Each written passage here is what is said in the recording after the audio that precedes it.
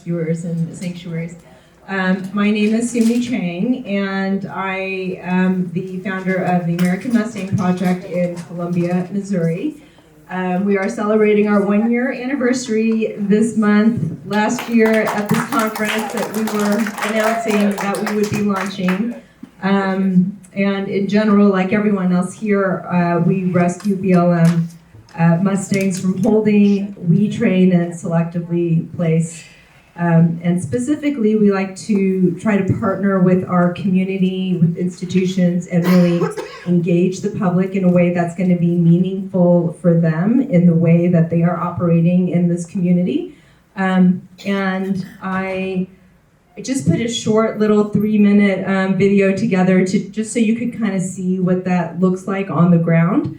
And I also want to give a shout out to some of the folks in this room because I had the incredible privilege this spring to teach the first course on wild horse preservation and management at the Women's College, Stevens College in Missouri.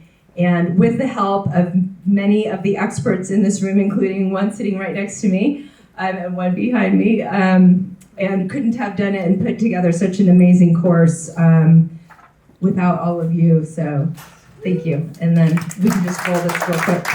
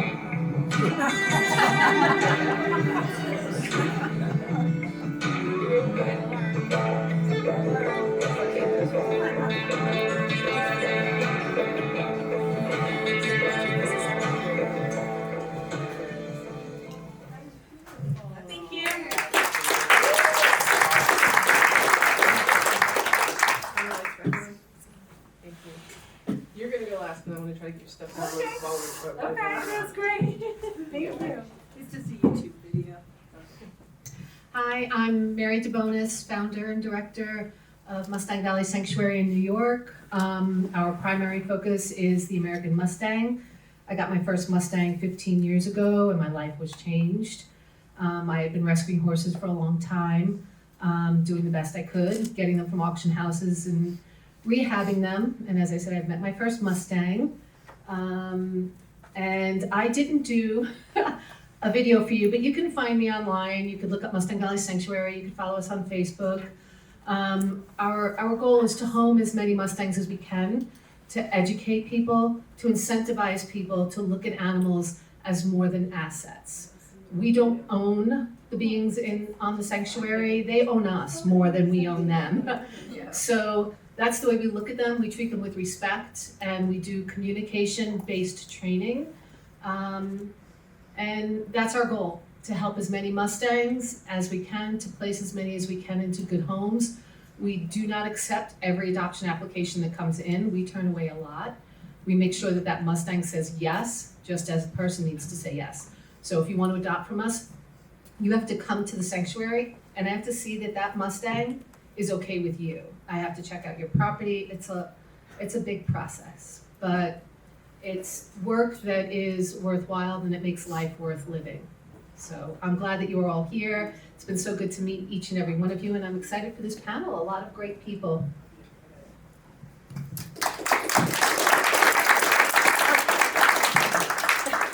Hi everybody, I'm Ron King, co-founder of Oscar's Place.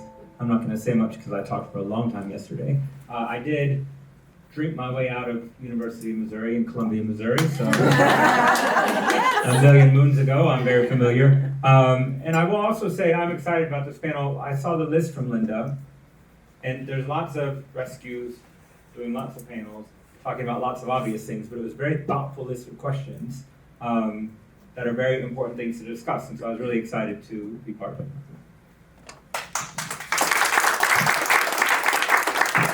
I'm Barb Phillips, and I have the Saving Gracie Foundation. It's actually called, the original name is the Saving Gracie Equine Healing Foundation. And I'm going to just read you what our mission statement is, so it's clear, because it's a little different than everyone's.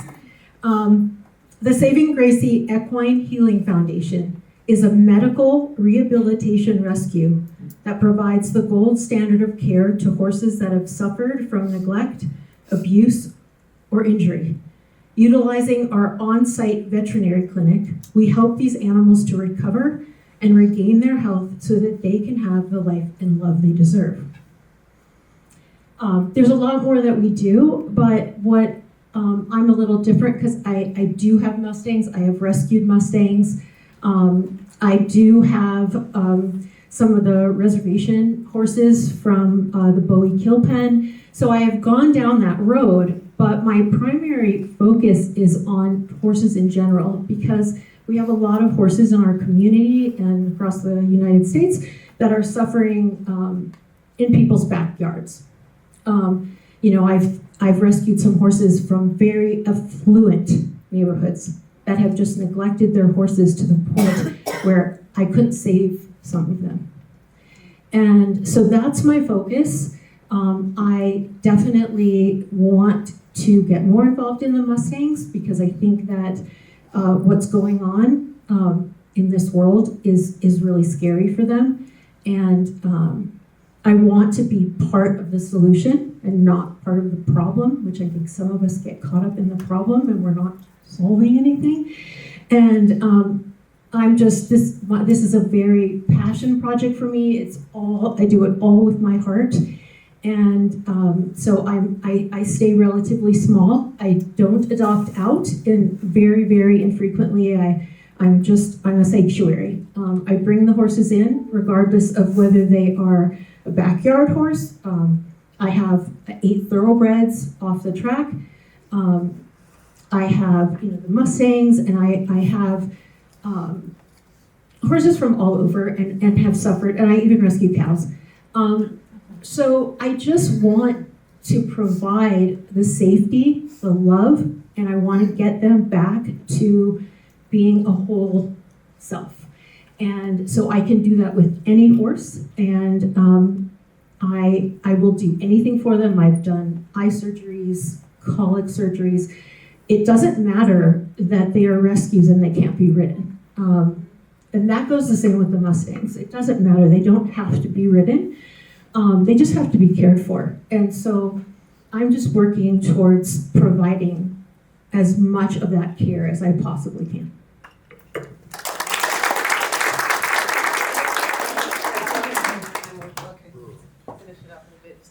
Thanks, Barb. Barb's helped me out a few times with people that needed homes. Not people that needed homes. I needed home with you. That would be nice. But a cow, a few horses. Oh God, I got that cow, yeah. Yeah, she did. He was in a garage, and they thought he was going to be a smaller cow.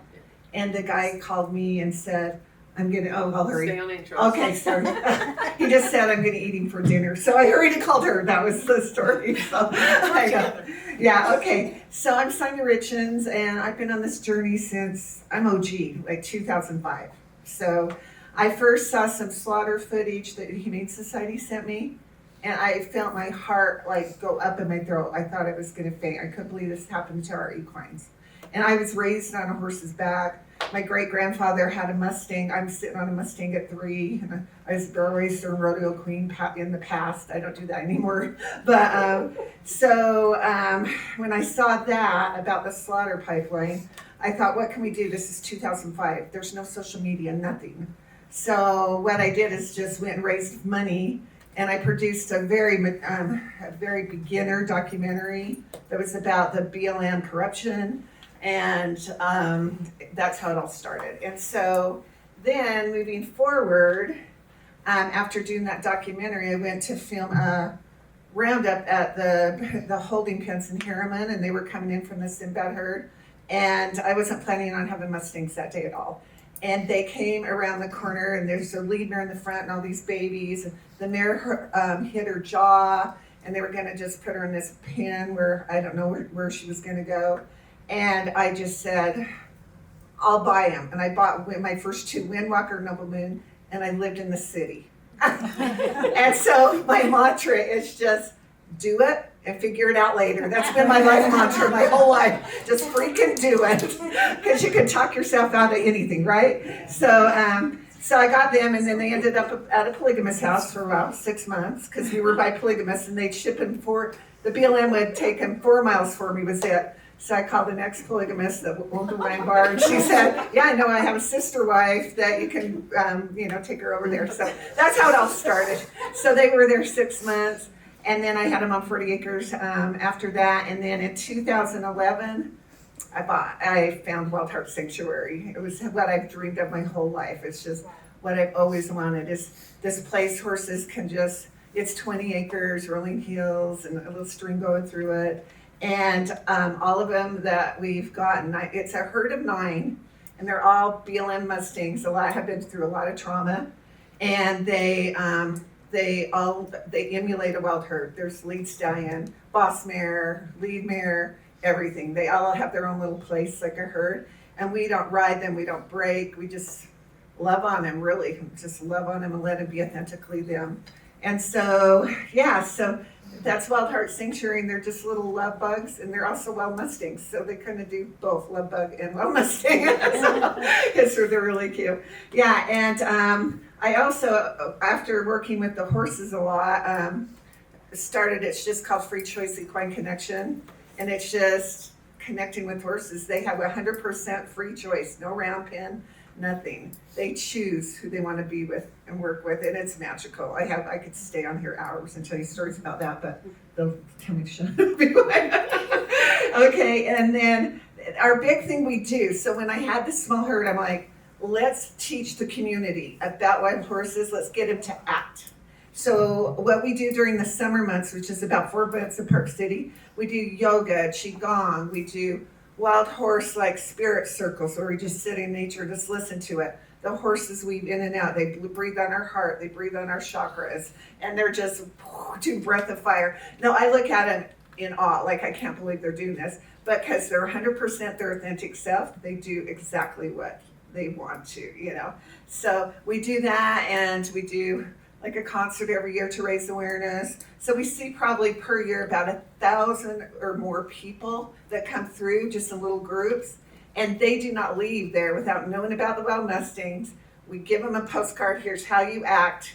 And so my whole goal in life is they come meet the horses, fall in love with my herd, the Wild Heart herd, and then they go home and they act and they start spreading the word to save their brothers and sisters in the wild. So that whole circle of life type thing works out really well that way. So yeah, that's what we do, and we've been there for, now it's 2000, almost like since 2012, so yeah, a while, 2011. Okay, that's it. I'm Deborah West. I'm the executive director and founder of Liberty Sanctuary just outside of Park City. The horses came to me in 2022, and since 23 we were able to adopt out 13 wild horses into amazing, very carefully selected homes near us. And this is a little bit more about what we do.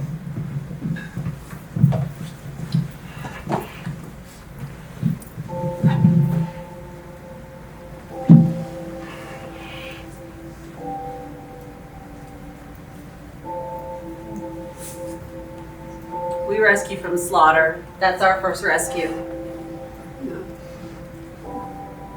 Our first Mustangs.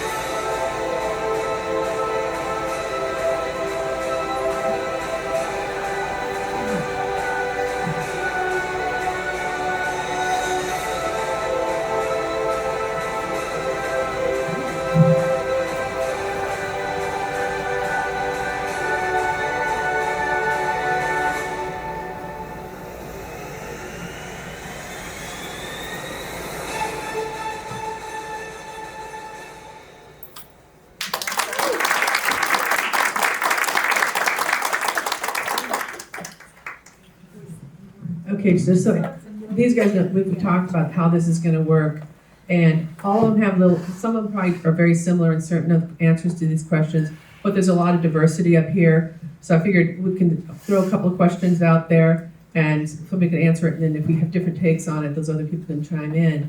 I have a list of a few questions, but then we will take questions from you guys, the time permitting. So anyway, so that's kind of how we're gonna do it, and we're gonna play hot potato. Who has the mic gets to talk first.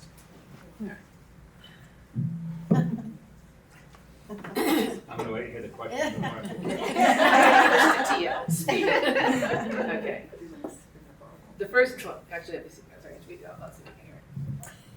Do you feel community engagement is important? If so, how have you built and maintained it? I'm the wrong one for that question. Community engagement is really important, especially at Mustang Valley Sanctuary, where we are all volunteer run.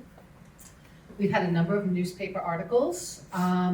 Also, being one of the biggest purchasers of hay in a very agricultural community gives us a really good position.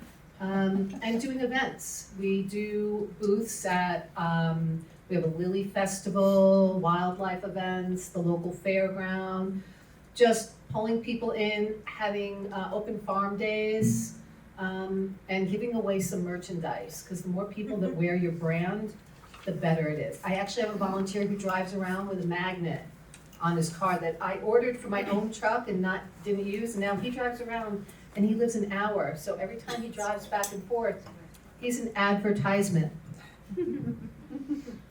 For us, community involvement is kind of everything. Our focus is around our town. We work very closely with different institutions, whether it's the University of Missouri's veterinary team, giving them exposure for their veterinary students on how to handle unhandled horses and be able to vaccinate or whatever it is that they need to do.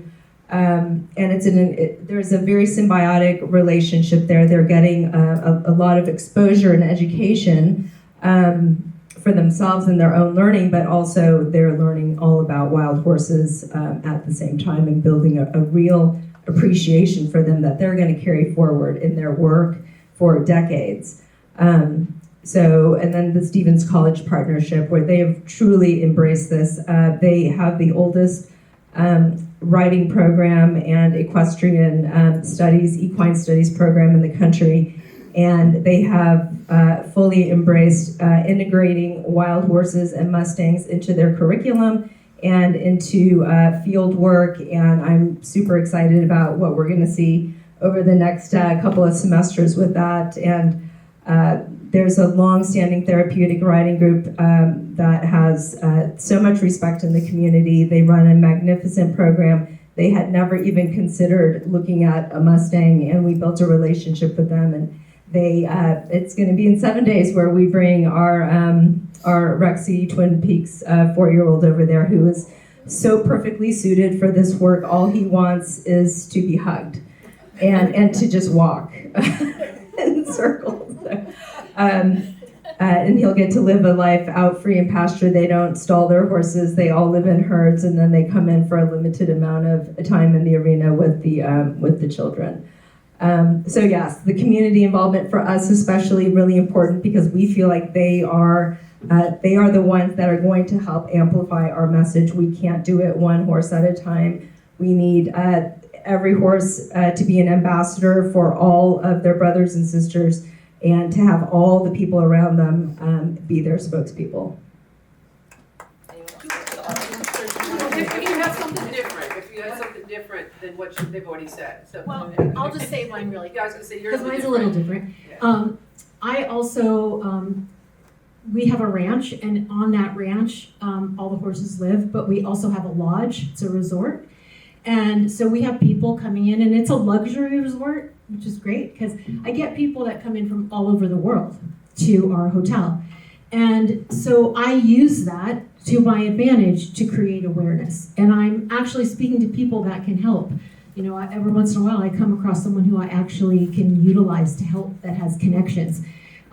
So what I did was, with the Mustangs, I put them in a central location where the guests could see them.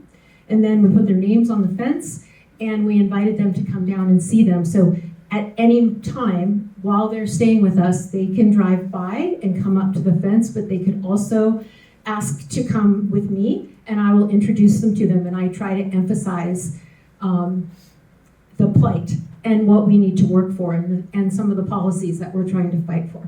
So that's a big advantage that I have. I also do invite the children, because I think speaking to children, I think we all do that, is really important to give them an insight into having respect for the animals. So from our standpoint, community engagement is absolutely critical. There's a life cycle in running Liberty Sanctuary, and we have over 75 volunteers that are on property every single day. And our main goal is education. So without other people, like you were saying, being your ambassadors out there in the world, it's nearly impossible to get across the message that we're trying to get across. We started our sanctuary around trying to help pass the SAFE Act. Now there's other Mustang-related legislation that we pursue as well. So without that community, we wouldn't be able to have the same outreach. And so I think it's absolutely dire that people care for the horses more than anyone could really imagine. They're our best donors, our top adopters. And, education is key. Education in the community. We're trying to create better horsemen in the community so that they know how to take care of the horses that we adopt out. And we're obviously educating our horses. We don't break our horses, we educate them. So it's top of the list, it's key. So you heard a bunch of mine with the yoga and qigong and all that. And we also, this year, I got a call, and it was a sad day when I got it. Our lead stallion, Kokapelli, died that day. And I'm walking up to my house, and I look down, and there's a text saying, please call me, it's important. And I call, and it's the president of the Utah Mustang Car Association. Mustangs, cars. And he said, we've just chosen you to be charity. And I didn't even know of the charity of the year for them. And so I presented there, and this is good, I think, news for our Mustangs too. This is amazing.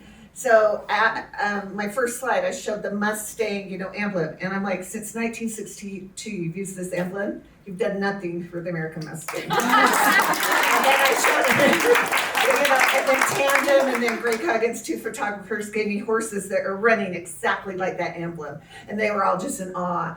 And after the whole presentation, they just came up and said, we're going to do what we can do. And then someone from Detroit was there, from Ford Mustang. So this is good news. So I'm going to be in contact with him. I think it may go to a national level soon, and for them to raise awareness. And so that will be great. And that's the community awareness thing, though. I'm hoping it goes more than just community. I hope it goes out there. And then our other thing, besides all our visitors, and we do a lot of volunteer groups, corporations come volunteer and all that. We've got a new horse named Josh Allen. Who knows who that is? Anybody a football fan? I had no idea, so I looked it up thinking it's a country western person or something. And they're like, MVP of the Buffalo Bills. I was like, what? So in college, I dated a guy that ended up playing for the Bills. Okay, so I call him, and I'm like, I just got a horse named Josh Allen. So they're trying to get the real quarterback to come. Yeah, because they're all like retired, older Buffalo Bill guys, and they're trying to get him to come. Well, he goes to Wyoming State. He used to go there, so he drives through Park City a lot. And actually talk about the no more slaughter for horses, the SAFE Act, and also the American Mustang, and do a plug for him. If we could just do one PSA with him, it will be golden, like golden. So they're the two big shout outs that I didn't even expect. So bold. Can you tell everybody what happened in the restaurant? Wait, What happened was? The restaurant last night. Which thing? wait, please, let's wait till the questions till everybody gets the. Okay. Okay. I wasn't going to join in, but I think I will because I'm very different than this. And I think that, it's okay that we have different approaches and philosophies and guidelines and guide rails. And I also think that for people listening, if you're like, well, shit, I don't relate with that you understand that you don't have to, because we don't allow. So I'm not really focused on education, and I'm not really focused on helping people heal. I'm really focused on rescuing and healing my donkeys, and so I don't allow anybody under the age of 12. People say like, oh no, my kids were raised with horses, they're great. Everyone thinks their kids are great. All those kids poke the butthole of the donkey, every single one of them. And then I'm like, I think like a lawyer, and I'm building something that will live 50 years after I'm dead. So everyone signs liability waivers. Same. I'm very careful about the community. I live in a very small town, and I grew up in small towns, so I know how small towns operate. And so we don't do events. I sort of look at the lift of resources versus the return. We do everything virtually. We do have volunteers, and we go out in the community as spokespeople, but without animals. So we just have a different, we can be different. And this is a perfect example. If you have this, you've heard several different ways. I will say, I had my billboard truck in a parade, and the Maryland for the Maryland's St. Patrick's Day parade, and the Mustang Club got in behind us, and they had 20 Mustangs. Nice. So reaching out to Mustang clubs and the dealerships around is actually a pretty good idea if you're looking for advertisement. So, okay, so you hear different things. Something might resonate with you, give you an idea, and these guys are experts. They've been doing it, but it's. I don't want everybody to have the same answer, so that's why we did this roundtable, so we had a diverse grouping. So the next question, and was from Mary. When it comes to fundraising, what is one unconventional revenue stream or event that worked surprisingly well for your organization? And how do you do it? So that's the next question. We'll go backwards, go that way this time? Oh, I think he was gonna answer. Yeah. I'm happy to go. So I do two things that I think are a little bit unconventional with fundraising. I don't buy lists of people, and I don't target donors, and I don't mail donors. But I do shout my story as loud as I can to let people find me. So sort of the idea of be found versus find. And then we do 2 old school telethons. I told you I've had a facelift, but I'm older than I look. And so I remember the telethon and how cool it was. And so we set up in the barn. We have 50 volunteers who answer the phones. We generally have a celebrity or two that comes through. We have music. I'm live for 4 hours. There's a dunk tank. People like to see me humiliated. So like every $10,000 we hit, I get dumped in the dunk tank. And it's fun. People look forward to it. I don't think I can beat it, don't think.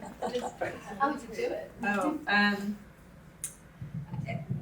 So I'll be very different from you. We don't do anything that's too unconventional, I would say, yet. We're still trying to figure out what's going to work and just flying a little bit under the radar and working on our collaborations.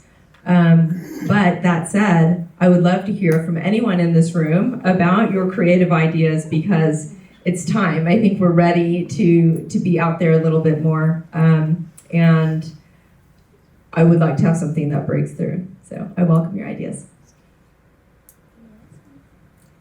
I just am really bad at fundraising, so I'm probably not a good person to talk to. I mean, actually, the subject makes me want to hide under the table because I'm so bad at it, and I just,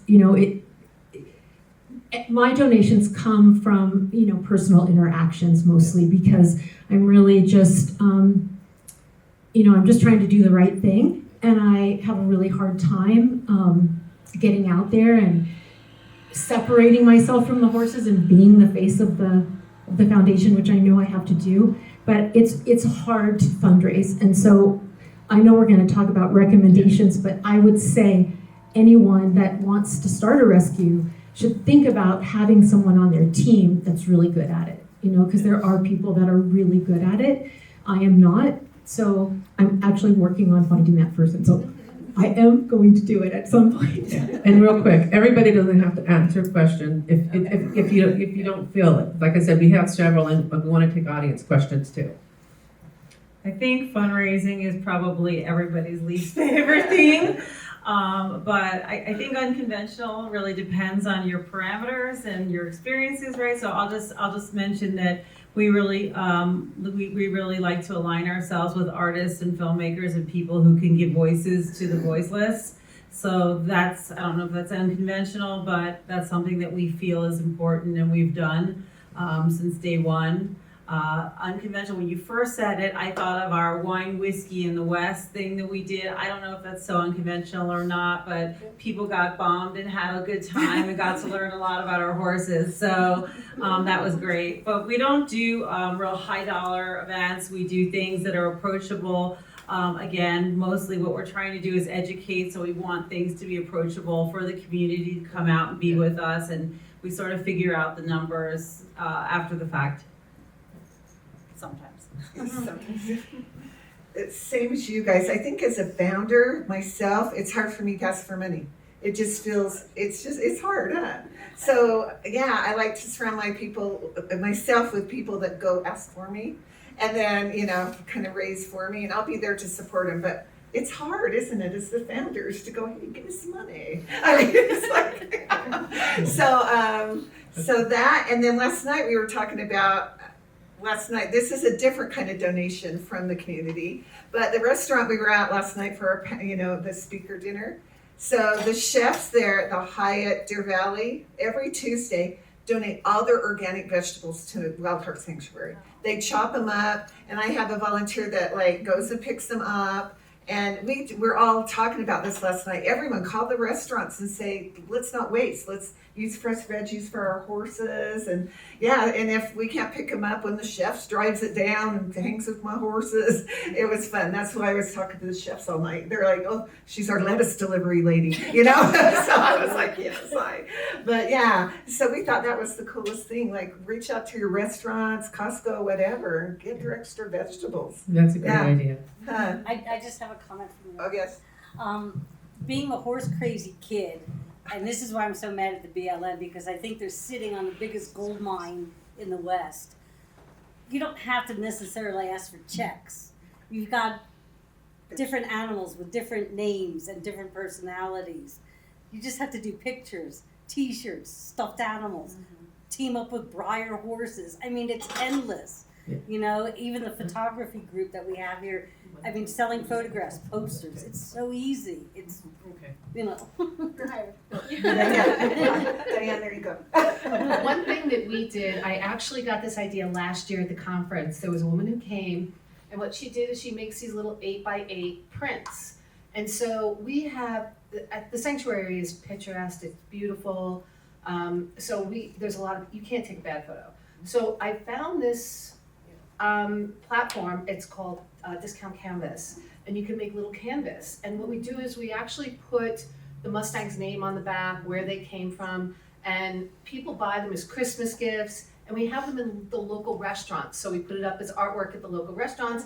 They can sell it, and now they give it as a gift. It's got the Mustang's name on the back, and then we get a call, oh, I'd like to sponsor that Mustang, or can I come? And it's a way to create awareness, but it's a way to create that revenue stream, because constantly asking people for money is difficult, as everybody knows. But if they're getting a little something of value and they feel a connection to that horse, it's important. Okay, and our next question: how do you sustain long term? Is it dedicated volunteers, regular donors, or successful adoption programs? How do we sustain, right? Is the question? Yeah, how do you sustain long term? I feel very strongly about this because I crashed out a couple weeks ago.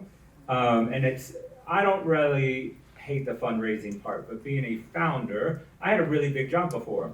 And I was like this big executive, and I thought that my life was really hard. But I was working for a company, a multi-billion-dollar company. Being a founder, where the responsibility is on your shoulders, is very different. So the salaries that get paid, the help that we provide to the animals, the longevity of our operation, how we spend our donor money, fundraising, doing the board reports. It's a big lift to carry, and one of the things that I think is really broken about the way that IRS tells us what to do is that 70 cents of every dollar needs to be spent on the animal, which leaves 30% both for management and for fundraising.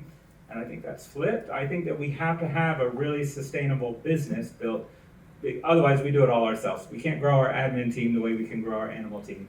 So you crash out, and then what do you do? And I don't know if everyone lives where they work. I live where I work. Same. So there's no break. No break. And so I talk to some local fire departments, and I mimic what they do. I work for 50 days, and I take 5 off, and I leave for those 5 days. And for the whole year, I put those 5 days in and they're non-negotiable, because if I don't do that, there's always gonna be a reason not to go. So I work 50 and I go away, and no one knows where I am. I go away for 5, so Nice. that's, I force breaks. Yeah. It's healthy. It is healthy. You can burn out. You know, this winter I burned out because we had really bad weather and the snow was really bad in the Catskills, which meant that there were a lot of days that the volunteers just couldn't get there. And I'm there by myself. I'm working. I'm taking care of the animals, and there was just a lot of things happening. So it is really important to take time for that self-care. For me personally, I do it daily.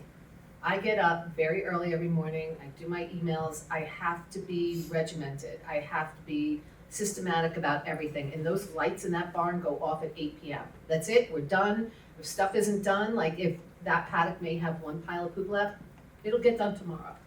But we have that clear cutoff time, but I get my meditation in, I get my yoga in, and you really have to be mindful about honoring your own heart, because you're no good to those animals or to your volunteers if you're not taking care of yourself.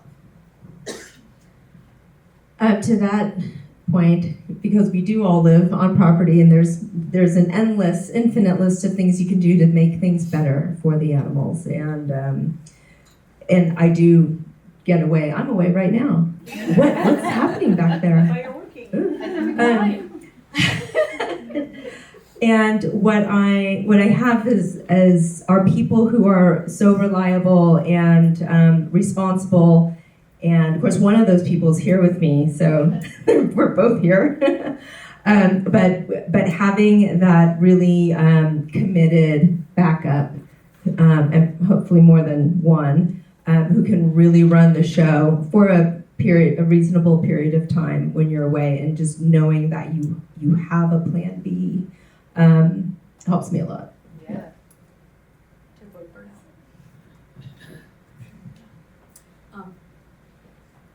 I'm passing.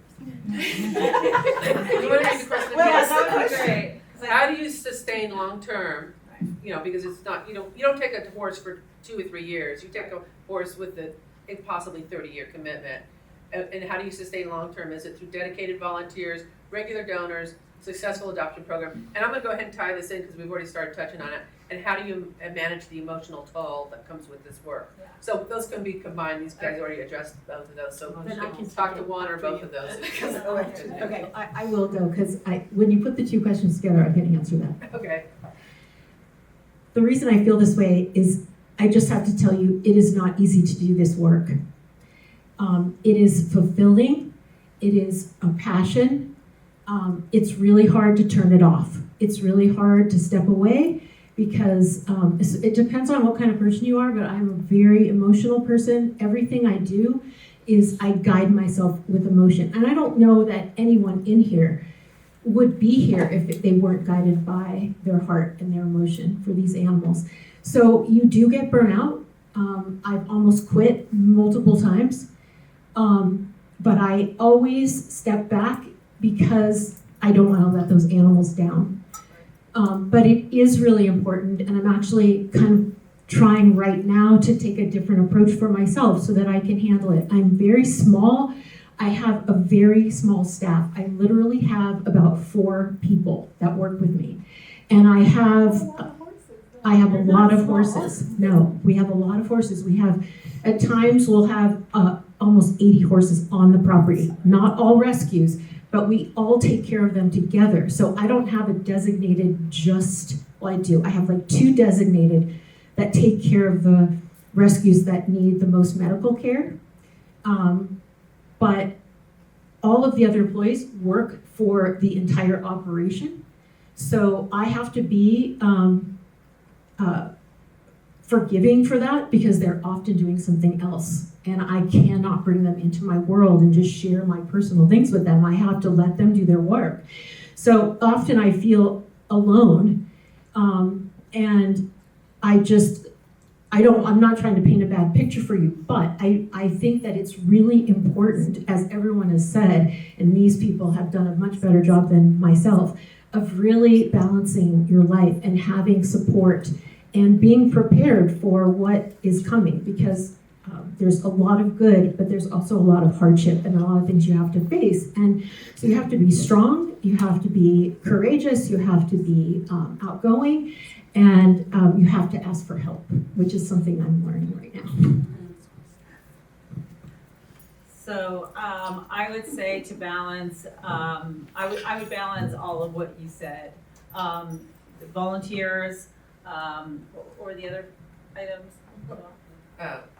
It was, Finance. It was just how to yeah, sustain- volunteers, how to sustain- donors, and adoption programs. Yeah, so for us, I think it's actually equal, and I would add to that, with being here in the West, water. Water is absolutely critical for sustaining ourselves. So right now, we're looking, to our future, and we are looking for a property with more water rights. So it's something that maybe on the East Coast obviously is not an issue, but it's critical here. But yeah, but first and foremost, we could not at all do what we do without our volunteers. We have the best, most caring individuals on our team. And when we first started our first 10 rescues that we didn't have any volunteers. It was my husband and myself taking care of all the horses. And very quickly we realized it was safe enough for people to be around them, and we developed protocol on how to train them, and our volunteers are at the very top of our list. Addressing the balance issue, I'm still working on that one. Balance, what's that? So sensitive time. Okay, so I'm single, and I've done this whole thing on my own, including the finances, and my 401k was cashed out, everything, just to let you know, woman-owned, single, and poor me. So we do it. It's 100% donation and volunteer-based sanctuary. No salaries are paid, anything. So everyone that comes, they're just doing it out of the love of their heart, my volunteers. And we have diehards, I call them, that know everything in my morning fee, because we do the supplements and that. And then we have the evening ones. It's like horsey happy hour, sunset, throw some hay, so we'll kind of mix it up so they can have both the mornings and some fun sometimes. But Jeanette started right over there. Jeanette started at ours, and look, now she's helping with this. Well, how did that happen? Yeah, so that's so cool. But we're seriously a tribe. My volunteers and I mean, we're tight. We have fun. Number one thing, we laugh and have fun. Horses love it when you're laughing. They do. It's the highest vibration in the world. So I don't take myself too seriously, but I don't take breaks at all. I haven't been on a vacation in 6 years, probably not from my house, period. I know. So listening to you guys, I'm like, I go, but I think I want to go back to my bliss bubble. That's my problem. It's like, I love being at my place, but maybe there's another place I might want to visit one day. I don't know. But yeah, I don't know what balance means. It hasn't happened yet. But thank God for my volunteers and my board, and just extra help. And we have little groups come over, and like Goldman Sachs comes as their team cleanup, stuff like that. We do that a lot. Okay. Oh, yeah. Oh, no, I was just. Okay. Oh, All right. I'm like questioning. All right. The next one I'm going to combine also because they just work well together.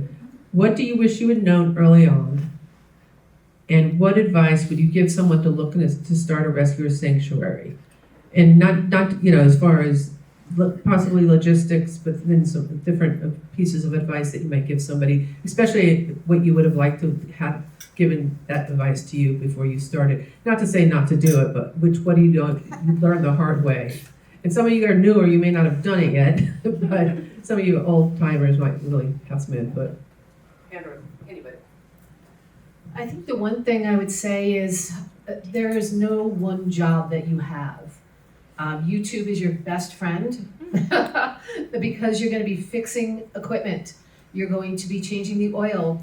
You're going to be changing starters on your quad, fixing water. The list of tasks that you do on a daily basis, it's not just with the horses, and you do have to find balance in all that. Sometimes something may stay broken for a week, but I think the biggest thing that I take away from running a rescue and sanctuary is I've always been fiercely independent, and I've always said, I need nobody.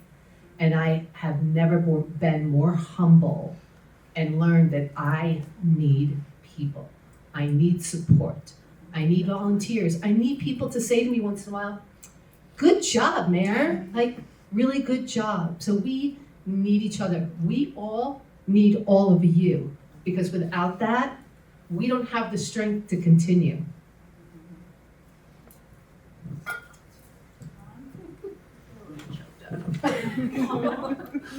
I would say be careful who you take advice from.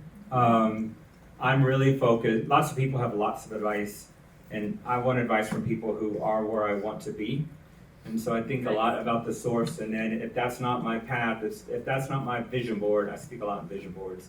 If that's not my vision board, I don't take it because it's the wrong way. I would also say, if you're thinking about starting it, I would say don't, actually. But it's really hard. I mean, you do have to make life and death decisions, and you do carry that weight. I decide when animals die, and I decide which animals I'm going to let ship and not let ship, and those things chip away at my soul. But I would say put in a couple years of volunteering somewhere, and not volunteering with the animals, but volunteer with the admin. Understand the pressure when you are hitting your numbers, and understanding the cost of workers' comp. There's so many things that you don't think about that are far beyond the joy you get from rescuing an animal that go into this work. So volunteer and help somebody else before you do it. Great advice. Well said. That is really good Really advice, good. yeah. I agree. Yes, agree so much with the emotional side, because that's the hardest thing for me. And I'm not going to talk about that much, because I'll get so choked up. I hold every horse I've ever lost in my heart. It's really hard, and you have to find a way to make that work for you. And I refuse to get hard and not care in order to make that happen. So, you suffer through this. There's no way around it. You will suffer through every loss and every failure, and it's not a failure, I know, but you feel that you failed that animal when you can't get them well.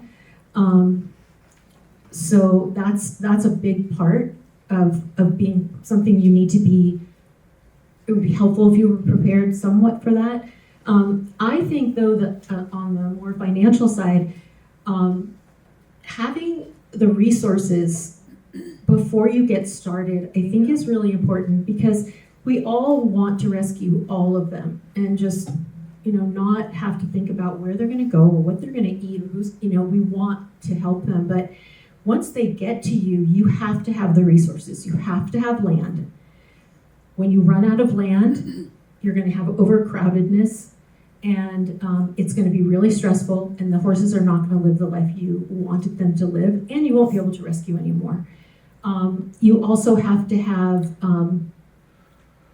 some support, some help, some people that are going to be there for you to run the equipment and trailer the horses, and all the medical staff. You need that support, so go into it. I did not know any of this stuff when I first got started, so that's why I can clearly tell you. I got into it it was almost like an emergency rescue. I had no idea I was going to start a rescue. I had no idea I was going to come home with all these horses, nor did my husband. And it just happened. It was just, I had to do what I had to do, and I did not think through. I'm lucky enough that I was able to get to where I am now, because I have that support now, and I've developed those resources. But if you want to do this, try to think through some of those things first before you get that first horse. Great answer.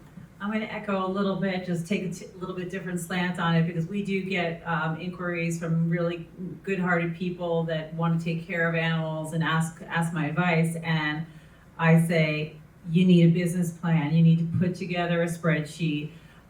It makes me nervous. There's a lot of online fundraising that goes on now, and I think the public sees that and thinks, oh, wow, I'm going to help animals and I'm going to get rich. There's nobody getting rich here. So I think it's real. My advice that I give out to people is, you need to make sure that you personally in your own household can take care of all of the animals on your property. And I would think of donations as icing on the cake. If you get there, fantastic, that's the goal. But like Barb's saying, you don't want to be responsible for putting an animal in an unsafe situation unintentionally. So I would say that is totally square one. And then I forgot what the other part of the question was. What advice do you wish you had had, and what advice would you give someone else? I might need to think about that part. Okay. I'm sorry. So you can give advice. Some advice. Damn, no. Where do we start? Where do we start? She's given me a lot of advice though. Yeah, it's through trial and error, because, I just did it and then figured it out after. That's my advice, because I just did it. I mean, there was 2 Mustangs that needed a home and I was filming, and that's how it happened. So they came into my life and said, we're gonna figure it out. So I don't know, I didn't really evaluate one thing. So looking back, Yeah, I would what have do you wish you would have known? I would have done the same thing. Then we'll go to the next question. Okay, that was the next question. And this is a hard one. I learned a lot. Because I know I've talked to several of you, and you get requests for surrenders all the time. What protocols or practices help you with when you have to say no? Because just like Armando said, it's just really hard, but you can't take them all, because then you become part of the problem. Yeah, so I get at least 2 or 3 weeks, I have a Mustang, can you find a home for it, or, and just some really stupid reasons where you want to say you're stupid ass, but I don't. It's just like, about why they want to give the horse away. And you're just like, oh, okay. So I'm very kind, and then I find out about the horse, have them send me a picture. I contact all you guys a lot. But there's a network that I think it would be fun to put together for each state. Like a network of people that have sanctuaries that may get to take one horse or whatever. So I make a lot of calls, and then I just give them resources, and I follow up. But I really worry about those horses when they call me. It's really stressful. So you just give them advice. And I call all my buds here, and we're all figured out sometimes. Okay. Yeah, okay. So I kind of saw that coming walking into this. So we have a very specific model. We rescue horses from the slaughter pipeline. That's it. We pick the horses. We don't take owner surrenders. But what we do, we of course get those requests, and we do our best to help those horses find homes, just not at liberty. Okay. This is my lane because I get almost all surrenders. And it's complicated. It's really stressful, and it's really complicated. And the hardest part of it is that sometimes it's not the owner. Very often it's not the owner. And then I hear from people that are concerned about a horse somewhere that they've seen. And so now I have to figure out how I'm going to get that horse out of trouble. And the law doesn't exist for that issue. And you guys all probably know that, but when you're focused on Mustangs, you might not realize what's happening, in your neighborhood. The police, and it's different in every state, so I don't want to say that about maybe you have a very good laws in your state, but we do not in Utah. Even if there's a law that is an animal welfare protection of animals, they don't follow it. They don't care. I've stood with animal control and I've said, look, that horse is going to die. I will take that horse. I will get it well. If you'd go through all the bureaucracy that you are telling me you have to go through, that horse is going to die before I can help it. And that's typically what happens. I can't, if I go and try to take a horse, I will be arrested. Although I'm known, I don't know if you guys know me, my persona is the horse thief. And that is because I stole my first rescue horse. And I didn't do it intentionally, but I think that in the back of my mind, I knew that if I did not take her, she was gonna go back to the abuse. And this was a really horrific abuse case. There was like almost 200 horses that were involved, and many of them died. it was lengthy. There was a court case and all of that. This one horse, I knew that if I did not take her home and I let her go back, that she would maybe not live. So I took her, and then years later, like after the woman got out of jail, they did come and look for me, but I accepted that. I said, I'll go to jail. Take me to jail. Good. Maybe we'll make like some noise about this subject. But they didn't take me to jail. They eventually listened to my story and dropped the whole thing. But I'm just only telling you guys that because the laws don't protect those horses. And so if I can get someone to surrender their horse, that is yay. And I will take their horse for them. I've gotten surrenders. What I do, I'll just tell you really quickly what I do. I get a request. I ask them bunches and bunches of questions, and I try to figure out where they're at and where their horse is at. Then if I feel like it's, and I almost always do because it's hard to say no, then if I can, I'll go see that particular horse and I'll look at them. And there's only been a few occasions where I've said, I'm sorry, but this horse is not a rescue horse. It's like, it's your responsibility. And sometimes I have a hard time getting angry, but I will get angry with those people because they want to dump their horse. If I feel like that horse is going to get dumped and then get sent to slaughter, I'll take it anyway. Even if I'm crowded, I will take it because what I'm trying to do is stop that process of the person who has a horse that they either can't afford or they can't care for. And then they're going to send it somewhere and they're looking at all these different places. And if every rescue says no, that horse is going to go to auction. So I want to step in and stop that process. And so that is, almost my mission. That is what I do. And so after I go through that process, I have them sign documents and they have to sign their horse over to me. And then that horse goes through the process of an evaluation and a recovery and rehabilitation, and then they stay with me the rest of their life. Unfortunately, some of these surrenders come to me and they already are so sick that I can't save them. So that's why I'm really, I try to take every surrender that I can. So that makes me just a little different, but it is what I do. So. We are on 72 acres and cannot take 80, 50, 40. When I started, I said 10, the most. Seems like plenty of space for everyone, and we like the horses to be running free. They have optional shelters if they want them, but we want them to be out and we want them to be free. But we're at 14, so I already passed that limit.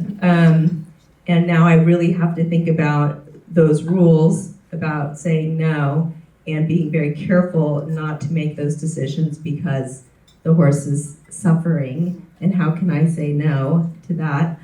But I have, like Sonia does, I'm building up my contact sheet of people who are actually more amenable to taking a trained yet old or sick horse, and they just want to care for it more than they would want to pick up a horse from a BLM auction that has no handling on them.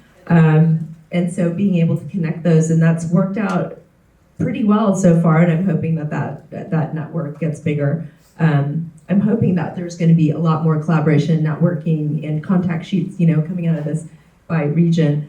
But, I will say one thing that I had to say no to Mary. There was a truck picking up horses from Bowie, and for me personally, we have two from kill pens, and the cycle of enriching kill buyers and that whole scam is, I'd like to know really more about it. I haven't had enough deep dive time to really, and you said there were two true kill pens. We saw the network from Britta. I think we are all interested in knowing exactly what the facts are as We every, don't rescue from kill pens anymore. We've made that choice. okay, So going forward, we absolutely will not. yeah, We're gonna intercept that at auction. yeah. So that's a really hard one to say no to, because that horse may end up in that very bad situation. But I do believe that we worsen that cycle if we are enabling the bad actors. And that's a difficult no to give, especially when Mary calls you. She's hard to say no to. I'm persistent, if anything. We do take surrenders. We take from the kill pen. I do not peruse the auction online. There are people that do that. They fundraise. I don't have the bandwidth. I don't have the time. I don't have the heart to choose. So I will not choose. So if I get a call from specific people that I know and they say there's a Mustang in the kill pen, I don't look to see what it looks like. I don't ask anything about it. If I have room, I say yes. And I say, if you can raise the bail and the transport, I'll take it from there. We do take owner surrenders, and I do work with the police and take police seizures. Last year, we were up to over 40 horses because at 1 o'clock in the morning, we mobilized and we took in 8 horses. But these were domestic horses. My focus is Mustangs.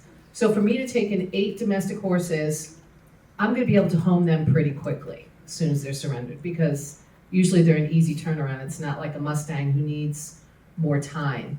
With the owner surrender portion, most people that have Mustangs that are reaching out to a sanctuary, they're reaching out because in their heart they got this Mustang and they love it and they want what's best for it.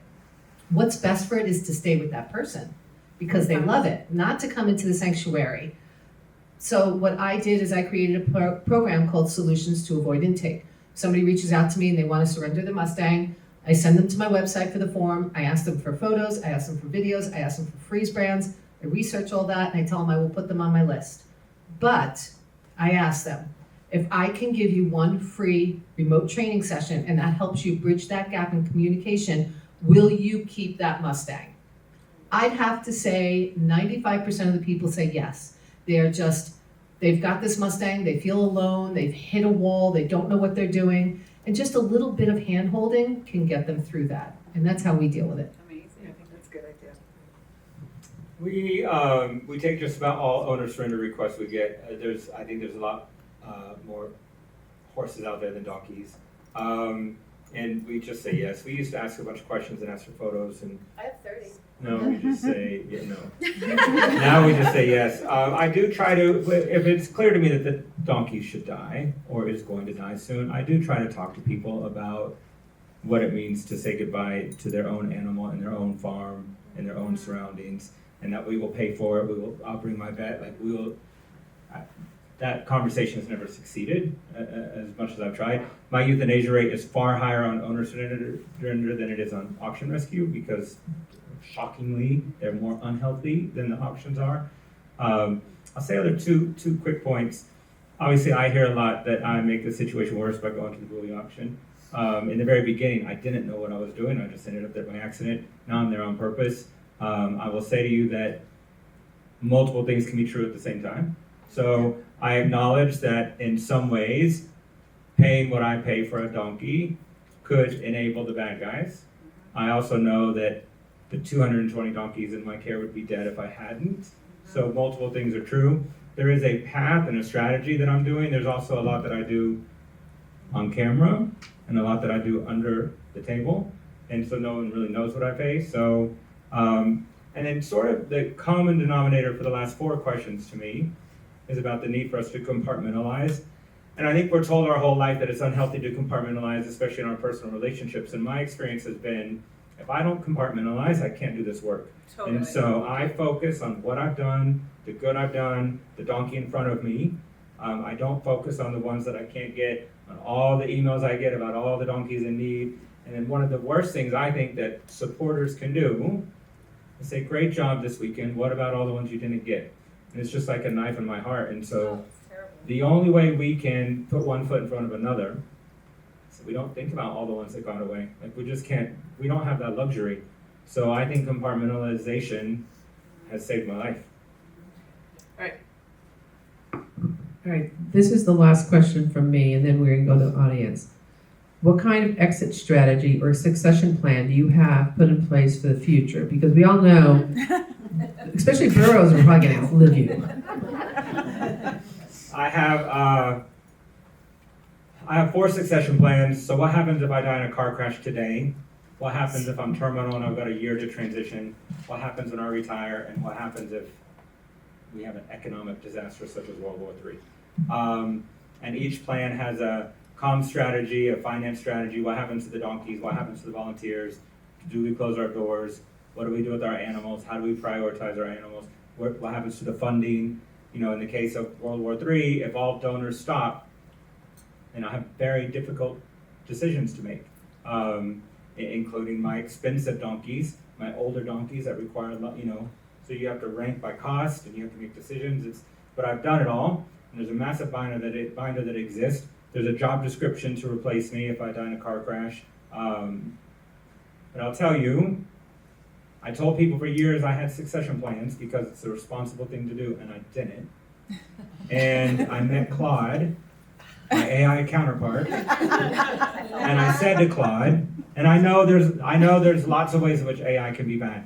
I said to Claude, I've been lying about a succession plan because I'm completely intimidated by doing it. Like, it's in my head, but what does it look like on paper? And he researched what other large nonprofits do. He researched what templates for succession plans look like. Then he asked me multiple questions over the course of 5 days, and then I got my succession plan. So there's a path that isn't as scary as it sounds.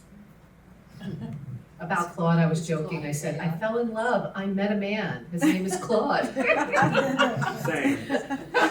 He's everything I've ever wanted in a partner. Same. He even answers my emails. Anyway, I think it's really important to have a key man insurance policy that can help, bridge that gap a little bit if something does happen, if you become incapacitated, brain dead in hospital, whatever that is, the insurance policy will kick in to pay somebody. I am not paid, we don't have employees, so that would help bridge that gap. I'm putting together a new board. We do have a succession plan, but as the sanctuary grows and develops year by year, things change.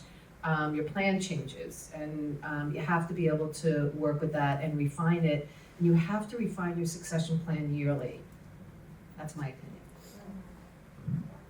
Sounds like I need to get hooked up with Claude. He's mine. You're also, we should be really clear. I know, it's like, I just started and I'm thinking about dying. Yeah, you're 1 year in. I don't think any of us are raising money or planning succession in 1 year.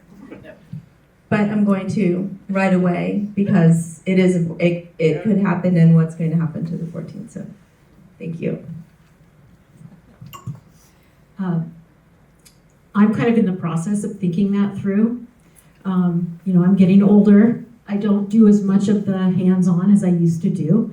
But what I've been so fortunate enough to have is our whole business is family run.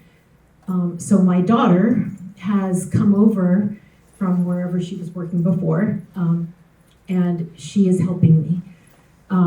That process, she's been doing it for almost 2 years, and through that process, I have seen how it's going to be the changing of the guard. And because I've worried about it, and I think about it all the time, I don't want anything bad to happen to the horses when I'm not here. And I would love for the foundation to continue once I'm gone and, be a safe place for horses. But in order to do that, because of the way our whole property is structured, I kind of needed an inside person. And so she's doing that for me. So I think having a family member being involved with you, especially that she's younger than me and could move forward with a lot of my wishes, and us being together every single day, it's a blessing. And she is learning, and I'm starting to see myself in her. I'm starting to see her interact with the horses and interact with the people. And I'm seeing that that's going to be that's hopefully going to be my succession plan. And I'm not saying I don't have to worry about finances, but because it's such a big global thing, and because my family's involved, I'm not as much worried about the money and what they'll need to care for the horses. I'm more worried about the passion and the commitment to the horses. So I think I'm getting there. So I'll start again with our volunteers. I think lifting our volunteers who've given us so much and identifying talent within the organization is a big thing that we do on property. So we try to develop talent where we see it. That helps us get maybe to the next step. We also have, I developed a trust to take care, because I care for more than 40 animals with our volunteers, and that's not just horses, but we have 29 rescues on property, 2 of our own horses and a few other kids. And so we have a trust in place should anything occur that those animals, all the animals that are in our care will forever be taken care of. But we're also in a transition phase right now, and we are looking, to cut costs at the same time as improving care. So, and what we do. So, that's part of, our planning right now as well. So I'm in the middle of updating mine right now, but my most important thing is those horses are 100% taken care of. And so right now I'm just, kind of observing people like you probably do, like who can really take my place over. I'll feel safe with the horses. And I do have a trust that's obsolete now though, because I'm thinking in a different way. So this is just time for me to re-up it, but there is something there if something happened. But I'm like you, I've been looking like I need to make sure I have someone in place and my horses are taken care of no matter what. Yes, so before humans. Key-man is a good. Yeah. Mary, Key-man was a good suggestion. Okay, thank you. Thank you guys on that. So if anybody has any questions for the group or individuals, then Barbara's gonna run around with the microphone again. She needs to get her steps in.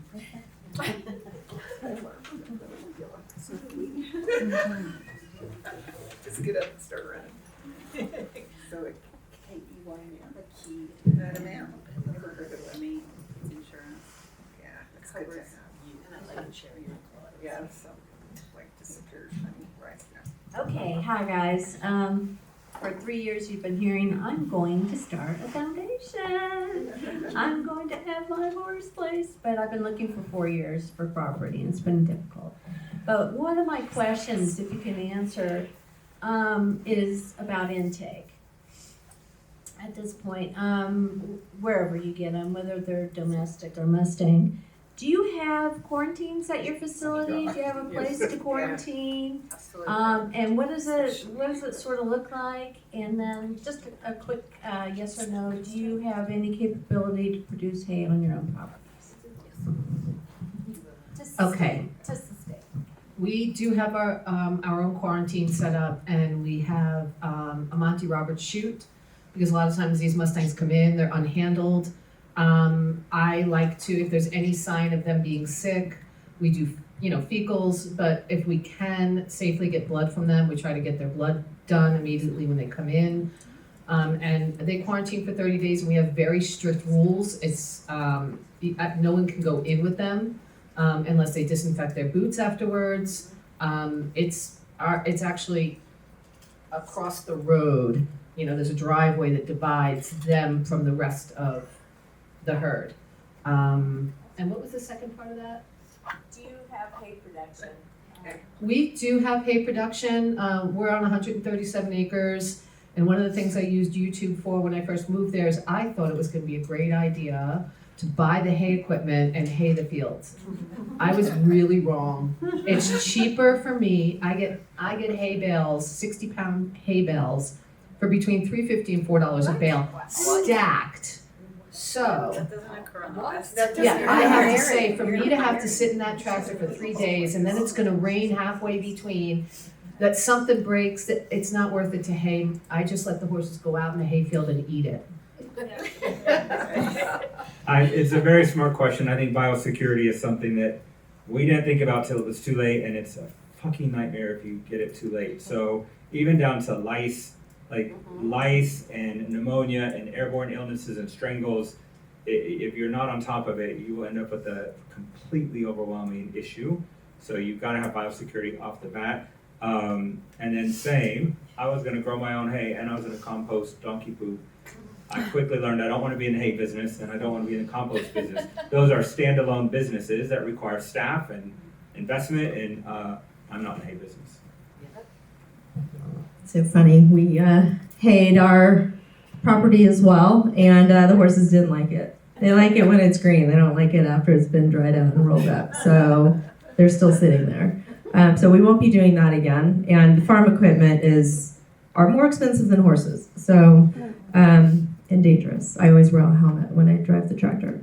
I'm the only person in the county for sure who does that. What was the first part? Oh, quarantine. We definitely have a quarantine pen. We could probably, there's zero contact. They have all their own stuff, their own things for feed and their own muck buckets and things like that. But we could probably stand to tighten it up even more. We don't change out our boots between going in from there to being out and around. And, thankfully we've been lucky. Our horses have been healthy. But that's not where you want to press your luck. So a good reminder, tighten up even more. I think quarantine's really important. So in whatever fashion you can do it, it's important. We do that, but because I have had a veterinarian on my staff solely for all of our horses, when a new horse comes in, that horse will go into quarantine, but as quickly as possible, it can't even be that same day, but usually it's the next day, they will get blood work, a complete workup. And that's where we start. So we can do our best to anticipate what has happened to that horse. We don't know usually. We don't know how bad they are. Most of the time, I would say like 90% of the time, they are worse off than I thought. So we're gonna look at all of those things and then figure out how we're gonna address them. So we address the most urgent and then we work our way through the whole horse. And so while they're in that quarantine, that's when we're doing all that work and we were becoming aware of what has happened to that horse to the best of our ability. We do grow our own hay. We have to buy it as well because we have just so many horses. But for us, the haying has been a really great thing. And that's just because we have a lot of property and we have a lot of places that we can hay. And so it's just been really advantageous. So it's a good thing. I think it's a good thing, but you have to have an operation where it makes sense because it is expensive. So I think quarantine is essential, especially if you are pulling horses from kill pens. Like I said, we're not going to do that anymore, but we have in the past. But in any case, you don't know what the horse's experience has been in general. Sometimes the transporters have given us heads up. So we have had herds come in with strangles. We've dealt with that. So we've learned a lot about biosecurity. Been mostly able to keep them contained within the quarantined area. But, even if you have a horse that, has kind of a passing cold, you want an opportunity to be able to remove that horse from the herd and keep the rest of your herd safe. So we think that's just very important. Another thing about it is we want to get our horse to property as soon as possible. We don't believe in quarantining horses. We've done it before, but we've seen, again, you learn as you go. We think it's better to get the horse to Liberty as soon as possible so that we can diagnose the horse, like Barb said, have our vet come out. We're not relying on people we know only at a distance, and we can care for that animal. As far as hay production going forward, yes, we would like to grow our own hay, but we would probably do it in a crop sharing arrangement where local farmers are already working other fields, and we would hope to have our field added and it would probably just supplement hay we buy as well. But hay in the West is not $3.50, so we got to do water and hay. They're really, really important things in the West of the U.S. So. Yeah, very important. I know, that was a good deal in hay over there. No, We're both like, what? Go get a semi and come get it. I know. So, quarantine, yes, we do have a quarantine site. We call it the VIP suite. I mean, anyone would be lucky to hang out there, but it's really nice.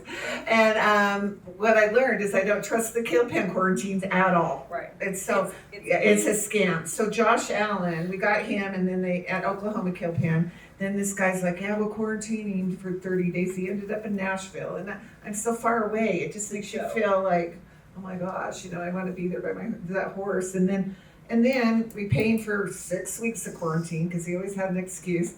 Then they're coming back, and he stops in Denver after the quarantine, picks up a donkey, that white donkey, and then that ran away in Heber, that donkey. Yeah, and then 2 more horses, like put in there straight from the kill pen. Right. So I know. I know. If So you have your own transporter, maybe it's a little bit different. We just didn't know it was Oklahoma, and so we just trusted whoever It's told better to get us. them home. Yeah, and in the future, if we do a kill pen, they're coming straight to me, just quarantine. And we do have that. It's very important. We have a vet check within 24 hours or that moment if we can get them there, right when they get off the trailer. And then as far as hay goes, I actually contract with a family in Colville. It's up the mountain a little, and it's a family farm, and I'm really into non-GMO, no pesticides, and they've never even sprayed their soil generationally. It's such clean hay. I buy him out 1,500 bales a year. So yeah, I buy it all. Well, he saved some for his family because he rescued 2 Mustangs after he met me. So it was really, you really need to search if you're into, your horses having microbiomes in their gut and stuff that they need, so, and being healthy. But yeah, so my hay is 1,500 bales, and it's about triple your price or more. But and it's all clean, and it's grass hay, 100% grass, a little orchard, little herbs thrown in, and that's how we do our hay. I just want to say one quick thing about the quarantine. You also have to watch. Well, you don't have to, but I watch for those alerts because sometimes there will be strangles that happened in your community or potentially in your community. And you guys all probably heard about that thing that happened in Texas, and then all the horses, and so you have to watch for those events. And our veterinarians put out those reports, and you can go online to the government agencies. When you hear that that's happening, then you have to do a certain level of biosecurity in your own place, because some of those diseases are on people's shoes, as we said. And so, it's like when we go through that, we kind of don't let as many people come in and out. Thank you. I have a question about the security of your herds. I've seen, being an advocate, I'm seeing a lot more animals being stolen from private properties. I'm not sure if they're going into sanctuaries, but do you have any animals, on site? I know some people have, dogs for certain security or cameras on your property to protect anybody who is not a good person that's getting animals. Like we saw the horse that was sprayed this morning. That just blew my mind. So it just brought up the question for me because I used to work in security. Have you ever thought about those issues and what you would do to protect your herds? We actually have, it's a very good question. We have motion sensor lights, but the way that the sanctuary is set up, I'm actually in a neighborhood, but my property is the one big property. So it kind of goes back, and we have 2 driveways in the indoor arena. There's a camera that faces in either direction. Those gates get locked at night. There's also cameras up by the barn. And I have trail cams up at the one entrance from the main. It's a side road. Linda was there. It's a side road, but I have a double gate there. But if anybody, even if quad goes in, so I would know if anybody came on the property, I get a photo immediately. And I've never had that issue. I've never had that, and I've thought about locking gates, but that's a problem too, because we are in a high fire danger area, and so I don't want to lock anything, because if I have to get those horses out right away, I don't want to have to fiddle with locks. So I don't do that. For me, I just have people that live on property, so it's sort of like security kind of watching, so that, that's the best that we do for that. We live on our property. We also have a ranch manager that lives, we all have 2 ranch guys living on our property, and also a life coach. And so they're in between our 75 volunteers, they're pretty well looked after. We do have some cameras. Ring is amazing. I think it'd be nice to have some more, but in general, we live in a pretty safe area, and there's pretty high coverage with all the people on property. So I'm the single girl that lives alone down a road on this cul-de-sac. So I have my handyman put a bunch of solar motion lights everywhere. So if a car drives in or something goes by and there's a motion light in front of the barn, I don't have cameras. I don't think I'd ever look. So I don't think I'd ever look. But the outside gates I do lock, but it's like just 3 numbers, and I have the numbers already to just do 1 number if I have to, if a fire came or something. But I do lock that, so I can just sleep at night thinking someone's not going to come open my gate. But nothing's ever happened, and I feel really safe there. But the motion lights help a lot. They really do. So, because it kind of startles you too, because all of a sudden, bam, they're on. So. Yeah. Any other questions? Any other questions? So the impression I'm getting from all of you, you're all full up, right? So with any future roundups, that wouldn't be feasible, would it? No.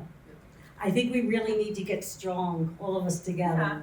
And I don't know about you, but we need to say to Congress and that Wild Horse Caucus, you need to stop the roundups, come up with another solution, because you're putting a burden upon all these horse owners, and it's not right to support those welfare cattle ranchers. That's just not right. You're right, Mindy. But we do adopt our horses out, and that is our model. So our model is to adopt them out, and as we get down to the herd size that we feel is appropriate, we would be open to adopting other horses, including Mustangs. Like I said, I think we have more Mustangs than any sanctuary in Utah right now, or more wild horses, because we have reservation horses and Mustangs. And we've also really studied different ways to work with them and to be able to get them to be curious about humans. And so we've adopted out a number of wild horses. So but I think the it's numbers, not impossible. The numbers don't work. No, the numbers don't work for the anyway. whole country, it does not work. You're right. Your point is well taken. Yeah. No, I just want to say hats off to all of you. I got a laugh thinking about the security. We live in a secure area, but my husband grew up in the south of Chile where they do steal horses, and he's a former policeman. So just a year ago, we got security cameras all in the barn. It's a great game for him. He can see what the horses are doing at night, what the donkey's doing at night. You can see when the light goes on. He's going to have to get more feet. But I did want to comment on what I'm getting from this is really important. Take care of yourself. Losing an animal or making that life and death decision. I wouldn't call it compartmentalizing, but we've over the decades we've been together, we've had dozens of dogs we've adopted. They have a short life, so with each one, it's sending them off, and they know they had all the love they could have gotten, and all the care. You made mistakes. That's how you learn. But I think it's the same with the animals. And then we heard about joy from Ron when he started. And fundraising, I think that's so important. One of the things you do in your fundraising, you give a story about each donkey you adopt. And it's a hard story sometimes about what they have to go through medically and stuff. But coming from the hill pens, but there's a lot of joy when I look at, you know, the pictures of you with the animals and all the films we've seen here. There's so much joy, and I think that's got to carry us. Can I add one thing? I will say this is the hardest job I've ever had in my entire life, and I'm 57 years old now. I've had a few careers, and the most absolutely rewarding work I've ever even thought about doing. So are we exhausted? Are we burning the candle on both ends? Absolutely. But we have an amazing team, and I'm sure, you know, we all look for support in different ways. And the one thing I wanted to say about the animals you're talking about, you know, making hard choices, putting an animal down. We've had to do that. I mean, sometimes horses come from slaughter and they're not in the best condition. It's an honor for us to care for that animal as that animal's dying. We know that animal has found love at Liberty, has found friends at Liberty. It's heartbreaking, but we would much rather, it's an honor to have that animal die with us than know that animal could have died at slaughter. So I'd make that choice every single day of the week. So this is kind of a comment. Actually, it is a comment. I work for a financial advisor, and I manage the life insurance team. So I appreciate that you mentioned the key man. I think that is great. I think you all should look into that. And this is something you guys already might thought of. People can leave money to you in their wills and their trusts. They also can get a life insurance policy and make your rescue a beneficiary. They can write off those premiums because they're giving to a charity. So just things to keep in mind if you're looking for more money to come in. Nice. That's good. Thanks for the tip. I like that. Yeah. Yeah. Any other questions? All right, real briefly, if each one of you would like to make a quick closing remark. I'll close them. Perfect. All right, I wanted to tell you know, what you were saying is the most rewarding job. All I can tell you, I've been the lowest of lows with feeling like my heart is ripped out of my chest with, like, you know, just sorrow, not over these animals, but knowing that, over the horses, but knowing they had a beautiful life. And I've had my highest highs and most bliss of my entire life. And I'd never give it up, ever, not 1 second of it. And I will do this till my last breath. This is what I'm here on the earth to do. But you do have high highs and low lows, but it's worth every second. You just look at that horse and you're just like, oh my God, I love you. Thanks for being here. Yeah. So. Well, I truly appreciate the opportunity to address some of this. I was just sort of looking at some of my notes and maybe some of the things that I didn't get to fit in. I really want to highlight the importance of education. Again, we are very focused on keeping horses out of the slaughter pipeline. That's first and foremost for us. Of all of the horses we have rescued, there has been not one mean horse that's come to us. The horses come to us, they are absolutely terrified of humans. Humans have really damaged and affected these animals, and as humans, it's our job, our duty to make sure we make that right. And so we spend time educating ourselves, we go to different clinics, we are constantly looking for something, another tool to put in our toolbox, because every horse on our property, I don't care if some of our domestic horses are harder to work with than some of our Mustangs. And, so it's about having a full range of tools and making sure you can educate that animal before that animal is out of our care. We co-own every horse for the first year of adoption. And we will always take a horse back because we don't want to endanger that animal any further. But please look into education.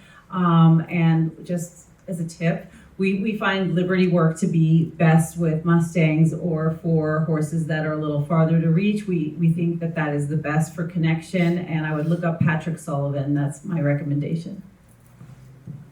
Thank you.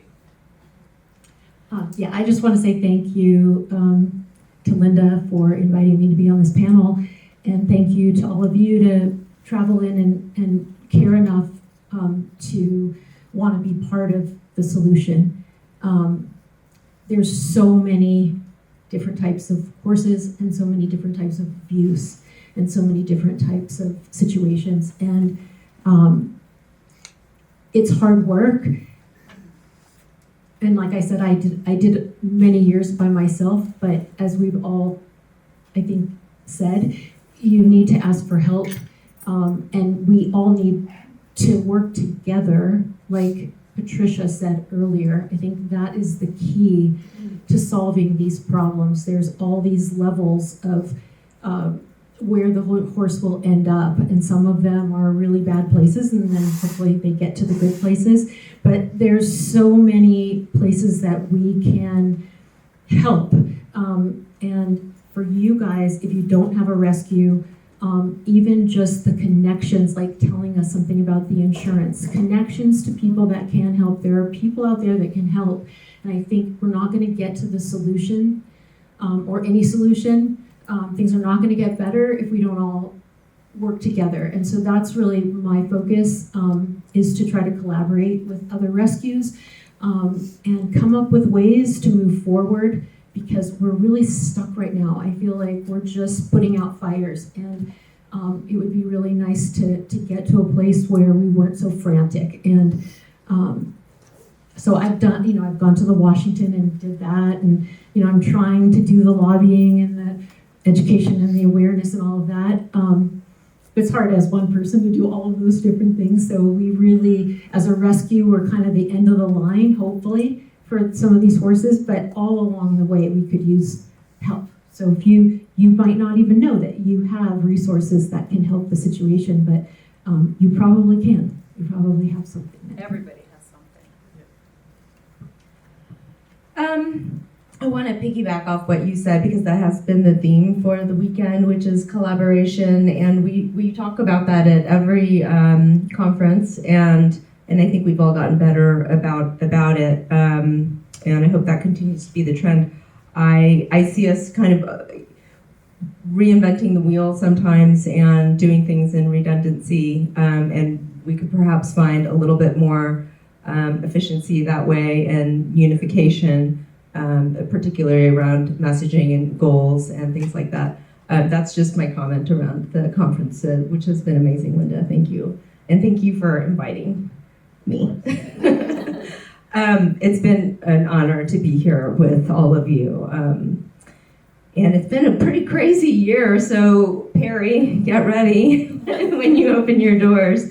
We'll see what year 2 looks like. Maybe it's going to be even more insane. But pivoting and worrying about resources and never knowing if you're doing exactly the right thing and feeling alone, and then not feeling alone because there are wonderful people here to support you and your family and your friends and your volunteers, and especially this room of people. I mean, it's incredible. So anyway, I want to just thank every single one of you in this room who have been part of this movement and who have talked to me and supported me directly and supported the horses and just make this possible. This is where it all begins. You're so darn cute. Piggybacking off of all of this, I'm just going to tell you a quick story. I know we're short on time, but in January, I'm an accountant, so I'm a planner, and talking to a lot of different rescues, I realized people were being redundant and doing the same thing and wasting valuable resources, which is our time. So I've been screaming for collaboration, and I tried to put something together in January. It was almost like herding cats, so I gave it up. But when I came to this conference with the idea of getting everybody to collaborate. So last night I created the Mustang Defense Initiative. If you want to be part of it, it's just collaborating. Those of us who want to make it better. It's not another organization that's going to be raising money. It's just for all of us. We are a body, right? We can't all be the hand. We can't all be the feet. We can't all be the heart. Whether you're emotional, whether you're fiscally good, whether you're an accountant, whatever it is that you bring to the table, you are important. You bring it to the table. A body cannot move and be functional without all the parts working together. So let's work together. You can email Mustang Defense Initiative at gmail.com. The website will be, it's up, the page is up, but don't link on the link until tomorrow because I have to fix that one little thing. So I want to thank you all for being here. Please continue your work. You are very important. You make a difference. What's the name of it? Mustang Defense Initiative. I think out to the point about security, one thing I've learned when you're on national television, the gates are for, some of these women are unhinged out there. I want to thank you guys for what you do. This weekend has been my first exposure to actual advocacy work. So I've been head down doing what I do. And I was really overwhelmed yesterday with exactly how hard your job is. So our jobs are hard. We also get instant gratification. So I save a donkey, the donkey says thank you, and the donkey hugs me, and I know I'm making a difference. And your work, you don't get that instant gratification. You have to wake up every single day fighting a massively huge, insurmountable battle, not knowing if you're going to make any difference or not. And that is different than the work we do. And it's incredibly important, and I'm really grateful to have been here this weekend, so thank you. Thank you. Right, everybody stay still. We're gonna